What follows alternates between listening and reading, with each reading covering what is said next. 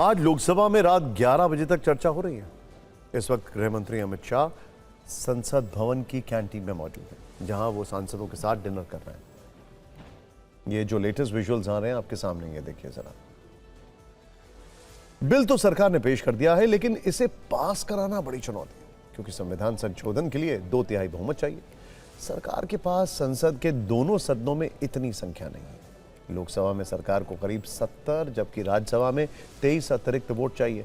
आज पीएम मोदी जब बोल रहे थे तो उन्होंने संसद के नंबर गेम का जिक्र करते हुए विपक्ष पर कटाक्ष किया, तो प्रियंका गांधी ने चाणक्य वाली चुटकी ली।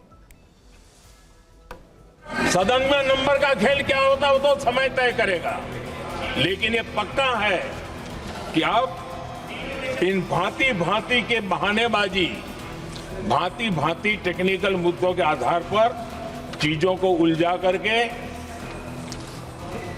3 दशक तक इसको अड़ंगे डाले, हमने फंसा के रखा। आपने जो अचीव करना था कर लिया, अब छोड़ दो ना भाई। देखिए, इसका अगर विरोध करेंगे तो स्वाभाविक है कि राजनीतिक लाभ मुझे होगा। हंस रहे हैं गृह मंत्री जी, हंस रहे हैं। पूरी योजना बना रखी है, पूरी योजना बना रखी है। चाणक्य आज अगर जिंदा होते तो वो भी चौंक जाते। परिसीमन और नारी वंदन अधिनियम पर चर्चा के दौरान सदन के अंदर कुछ देर तक मुस्लिम महिलाओं का मुद्दा भी छाया रहा।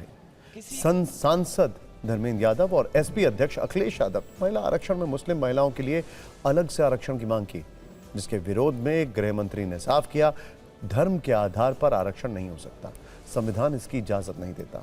इस चर्चा के दौरान अखिलेश यादव ने सवाल उठाया कि आखिर जनगणना में इतनी देरी क्यों हो रही है, जिसके जवाब में गृह मंत्री अमित शाह ने कहा कि देश में जनगणना का काम शुरू हो चुका है।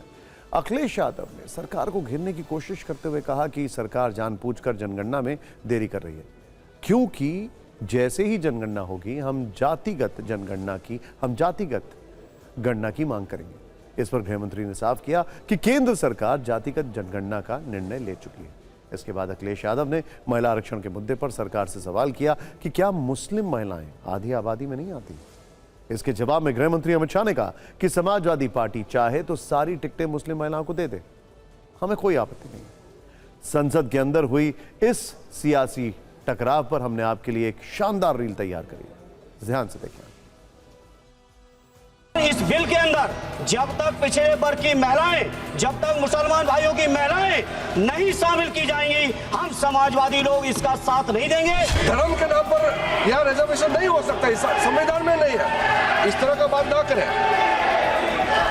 पूरा देश का महिलाओं के लिए बात करना चाहिए। आप मुस्लिम महिलाओं का क्यों बात करते हैं? जल्दीबाजी क्यों है आपको?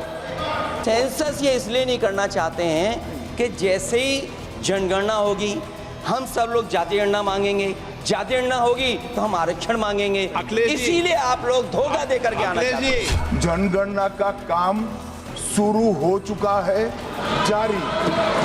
सरकार ने जाति की जनगणना करने का निर्णय ले चुकी है और अभी घरों की गिनती हो रही है, और घरों की कोई जाति नहीं होती। समाजवादी पार्टी का चले तो घरों की भी जाति तय कर ले। मान्यवर, जब व्यक्तियों की जनगणना होगी, नागरिकों की जनगणना होगी, तब उसमें जाति का कॉलम रखा है मुस्लिम महिलाओं को आरक्षण की। मान्यवर, हमारा संविधान किसी भी प्रकार के धर्म के आधार पर आरक्षण की कतई मंजूरी नहीं दे रहा।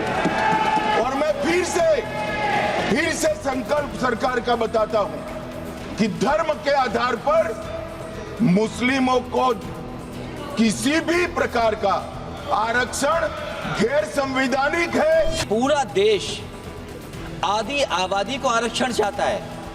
अध्यक्ष महोदय, मैं माननीय मंत्री से जानना चाहता हूं, क्या मुस्लिम महिलाएं आधी आबादी में नहीं आती हैं? देंगे।